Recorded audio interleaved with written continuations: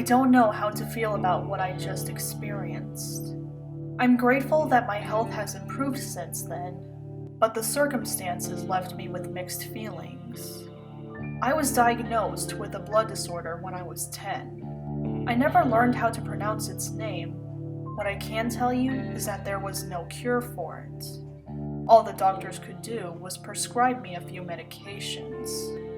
The disease didn't affect my daily life. However, the medication took a toll on my family's finances. Every day I hoped for a cure, not just for my health, but for my family too. After 20 years, my prayers had been answered. I was out having drinks with my friend Barry when he told me about this new clinic in town. It was founded by someone named Dr. Cornelius Ravenmoon. He's a hematologist who treats people with blood disorders like mine. Dr. Ravenmoon had a unique method he and his staff used to cure any blood disorder. I was skeptical of this Dr. Ravenmoon guy, but then my friend showed me something on his phone. It turned out that Dr. Ravenmoon had clinics all over the country. There were also some promising reviews. My friend even offered to pay for my treatment. I thought about it and agreed. Barry drove me to the clinic the following day. The clinic looked legit, I'll give them that. Barry and I were setting up an appointment when one of the doctors approached us. He introduced himself as Dr. Ravenmoon. He was pale with dark hair and appeared to be a few years older than me. Barry introduced me and explained my disorder to him. Dr. Ravenmoon claimed that he dealt with my condition before and offered to cure me. I asked the doctor what his credentials were. Keep in mind that I had a blood disorder that had no cure for 2 decades. Then this hematologist I've never heard of claims he can cure my illness. Dr. Ravenmoon understood my suspicion and took me to his office. I've been in a doctor's office enough times to know what an official diploma looks like. When I saw Dr. Ravenmoon's certificates, I felt a little more confidence in him. I asked Dr. Ravenmoon when my appointment was going to be. Dr. Ravenmoon told me to come back tomorrow morning in a short-sleeved shirt. I followed his orders and showed up the following day. Dr. Ravenmoon took me to a room and explained the process to me. The first step was to put me under. Dr. Ravenmoon would then insert 2 IVs into one of my arms. One of the IVs would kill the harmful bacteria in my bloodstream. Meanwhile, the other would heal whatever damage the disease caused. I asked Dr. Ravenmoon what the IVs were and why I'd have to be put under. Dr. Ravenmoon explained that the IVs were a secret formula he created. As for the anesthetics, the medication worked more efficiently when the patient's asleep. I know nothing about medicine, let alone IVs. So, at the time, I accepted his answers. I gave Dr. Ravenmoon my emergency contact and we proceeded with the treatment. When I woke up later, I felt a little drained. It took me a moment to realize that the treatment worked.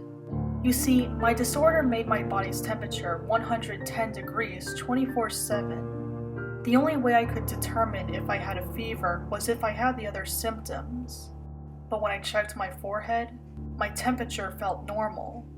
I'm not ashamed to admit that I cried with happiness. I was smiling as Barry drove me home. I told my parents the good news as soon as I got home. As I got ready for bed that night, I realized that I never thanked Dr. Ravenmoon. Since I had work the next day, I decided to visit his office afterward. That afternoon, I drove to the clinic and asked for Dr. Ravenmoon.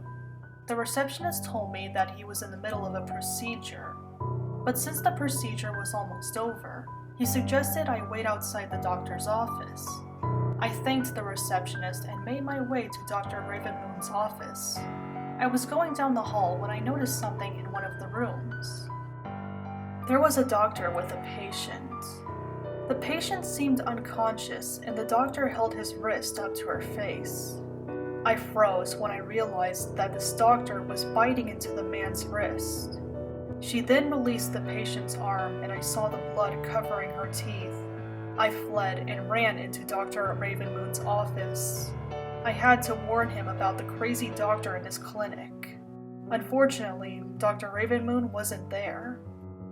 I locked myself in and was about to call the police when I saw something. There was a framed news article on one of the walls. The page had a picture of Dr. Ravenmoon shaking hands with another man. What grabbed my attention was how old-fashioned their outfits were. The article was about the first man Dr. Ravenmoon cured. I was examining the newspaper when I saw the date. My jaw dropped when I saw the year 1922. I stepped back, looking at the picture again before looking back at the date. There was no way that the Dr. Ravenmoon in this newspaper was the same one who cured me. I kept backing away until I felt the door behind me. The feeling of its metal handle snapped me out of it, and I exited the office. I then turned to leave when I bumped into Dr. Ravenmoon. As I apologized, I saw a tiny red splotch on his lower lip. I must have looked as if I'd seen a ghost because Dr. Ravenmoon asked me if I was okay. I pointed at the splotch on Dr. Ravenmoon's lip. He wiped it off with his finger and looked at the red substance. Dr. Ravenmoon said that it was cranberry juice. I pretended to believe him and said that I came over to thank the doctor for everything. After that, I got out of that clinic. I'm not sure if Dr. Ravenmoon knew what I knew. In any case, there's no way I'm going back to that clinic. I locked my doors and did some research. The internet claimed that the guy I saw in the newspaper was Dr. Ravenmoon's great-grandpa, but some websites tell a different story. Apparently, there's a species of vampire that can suck diseases out of the bloodstream. I looked down at the bandages on my arm. With a trembling hand, I removed the bandages. I felt my heart sink as I saw the tiny puncture wounds on my wrist. As I mentioned earlier, I felt a little drained after the procedure. At the time, I blamed it on the anesthetics. But after everything I had uncovered, I don't think Dr. Ravenmoon was human. In fact, I don't think any of the doctors in his clinics were human. Like I said, I'm grateful to be rid of my disorder, but it won't make the thought of being a monster's food source any less terrifying. Please be careful if you're in one of Dr. Ravenmoon's clinics. Some things are not as they seem.